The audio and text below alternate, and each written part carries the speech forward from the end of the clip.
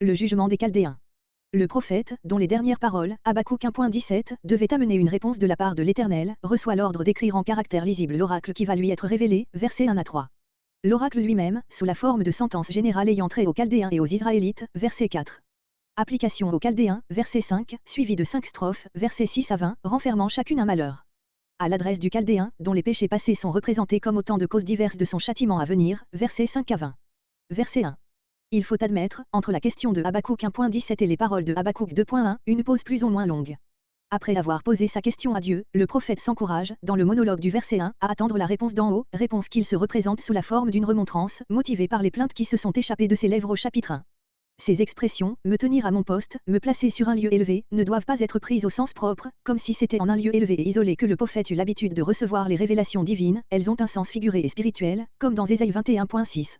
Ce passage d'Habakkuk est un de ceux qui font le mieux comprendre l'état dans lequel se trouve le prophète de l'Éternel au moment où il va communiquer avec Dieu. Les images employées ici expriment un état conscient et voulu du prophète, la préparation spirituelle nécessaire pour comprendre la parole divine, le recueillement de l'âme, l'isolement à l'écart des bruits et des préoccupations extérieures. Verset 2. Les tables, dont il est ici question, sont sans doute des tableaux de bois ou de pierre sur lesquels le prophète devra graver soigneusement les paroles de l'oracle et qu'il exposera ensuite aux yeux du peuple, afin que tous en puissent prendre connaissance. Le mot employé, luchot, rappelle les tables de la loi, Exode 34.28.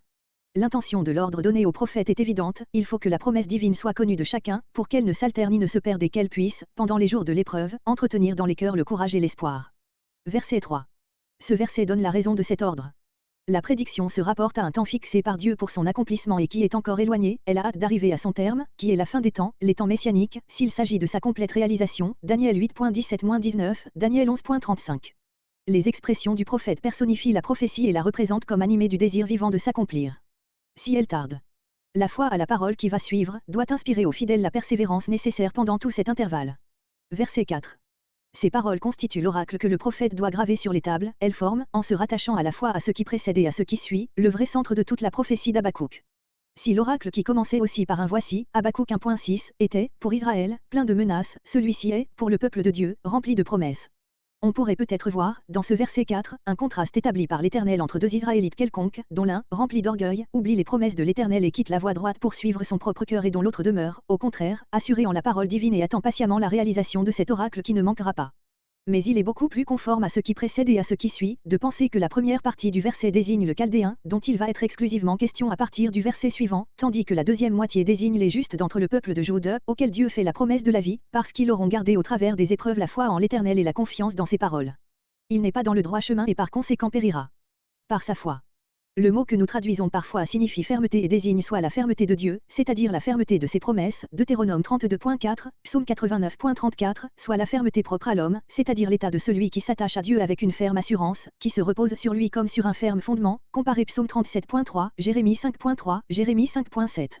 La foi, dont parle Habakkuk, est celle que possède dès maintenant tout Israélite fidèle à la loi de Jéhovah et qu'il manifestera en attendant avec persévérance l'accomplissement de la promesse, si tardif qu'il puisse être.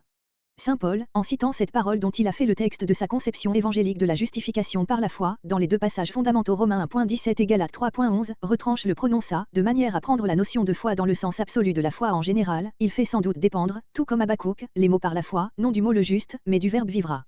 Sa pensée est que c'est en rendant le pécheur juste que la foi le fait vivre, et cela, est conforme au sens de la parole d'Habakkuk, puisque le pieux Israélite n'a le caractère de juste qu'en vertu de sa foi en Jéhovah. Les LXX paraissent avoir lu ma fidélité, emunati au lieu d'emunato, entendant par là soit la fidélité de Dieu à ses promesses, soit la foi dont Dieu est l'objet. Vivra. Comme l'expression, n'est pas dans le droit chemin, réunit la ruine temporelle et la condamnation divine, de même dans le mot vivra se réunissent les deux idées de bénédiction divine et de délivrance temporelle et éternelle. Verset 5. Ce verset se rattache au premier membre du verset 4, dont il développe la pensée en l'appliquant plus directement aux Chaldéens. Le vin est trompeur, perfide, puisqu'au lieu de donner la force et la vie à ceux qui s'y adonnent, il leur apporte la ruine, Proverbe 23.31-32. Nous savons par les écrivains anciens, Hérodote, Quinte Curse, etc., que les Babyloniens étaient très adonnés au vin et ce fut, en effet, au moment même où Belsatsar se livrait à tous les excès de son intempérance que Babylone tomba aux mains de Cyrus, Daniel chapitre 5. Verset 6. Versets 6 à 20. Ces versets décrivent la ruine du Chaldéen dans un chant de menaces mis dans la bouche des nations et composé de 5 strophes dont chacune comprend 3 versets. Le Chaldéen est désigné comme un conquérant avide et pillard, versets 6 à 8. Comme un chef orgueilleux de dynastie, versets 9 à 11. Comme un souverain cruel, abusant du travail et des forces des peuples vaincus, versets 12 à 14. Comme se réjouissant de l'opprobre d'autrui, versets 15 à 17. Comme idolâtre, versets 18 à 20. Tandis que les 4 premières strophes développent cette pensée, le Chaldéen est un tyran, un oppresseur des peuples, la 5e et dernière relève le péché capital du souverain ennemi, représentant de la nation entière, son idolâtrie, comme cause principale de sa ruine à venir.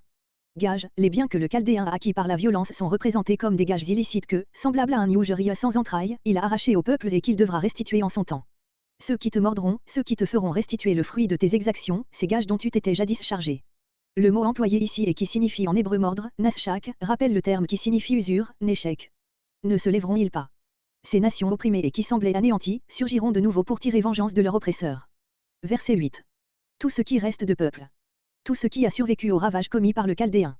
La terre n'est pas la terre sainte, mais la terre en général, le Chaldéen est pareillement appelé dans Jérémie 50.23 un marteau de toute la terre, Jérémie 51.7, Jérémie 51.25, une coupe d'enivrement, un destructeur de toute la terre. Verset 9. À cette soif de pillage se rattache naturellement une ambition effrénée, qui le pousse à rechercher la domination éternelle et la stabilité de sa dynastie. Placer son nid bien haut, c'est l'image d'un empire fermement établi et assuré contre toute attaque.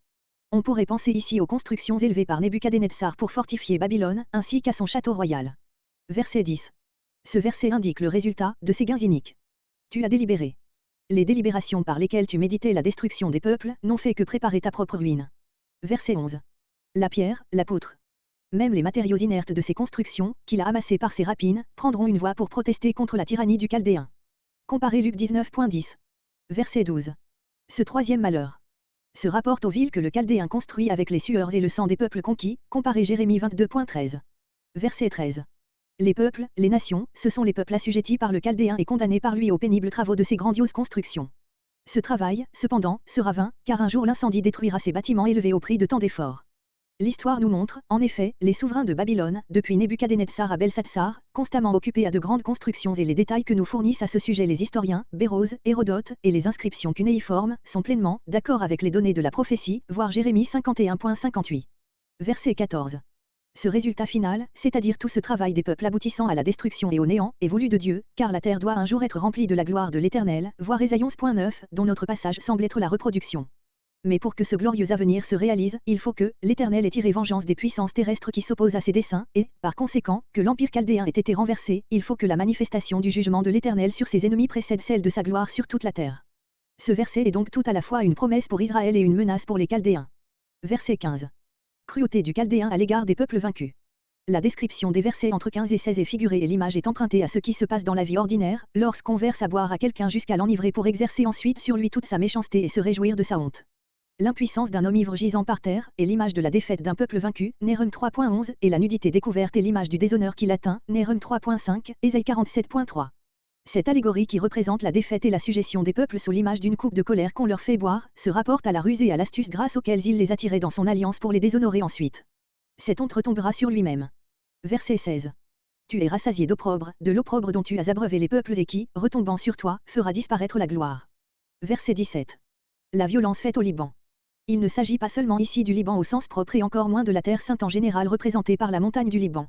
Le discours conserve, d'après ce qui précède, le caractère allégorique et signifie que les ravages du Chaldéen se sont portés non pas seulement contre les hommes, mais encore contre la nature. Après avoir massacré les hommes, le Chaldéen tuait sans pitié les animaux et ravageait les contrées. Comparez Ésaïe 14.8. Verset 18.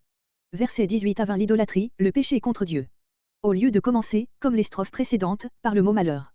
Celle-ci l'introduit au moyen d'un verset, qui la rattache à la précédente par cette pensée préparatoire, le Chaldéen, dans le jugement qui va fondre sur lui, ne doit compter sur aucun secours de la part de ses faux dieux. L'idole est appelée ici docteur mensonger, en raison des oracles qu'elle est censée rendre et qui égarent ceux qui les suivent. Comparez le verset 19. C'est l'opposé du Dieu de vérité dont les révélations conduisent sûrement ceux qui s'y confient. Verset 19. Comparez le passage Ésaïe 44.9-20, où la même idée est développée au long. Verset 20.